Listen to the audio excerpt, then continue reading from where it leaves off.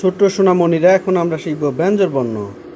ক, খ, গ, গ, ঙ, ছ, ছ, বর্গীয় জ, জ, ঞ, ট, ঠ, ঢ, ঢ, মূর্ধন্য ত, থ, দ, ধ, দন্তান্ন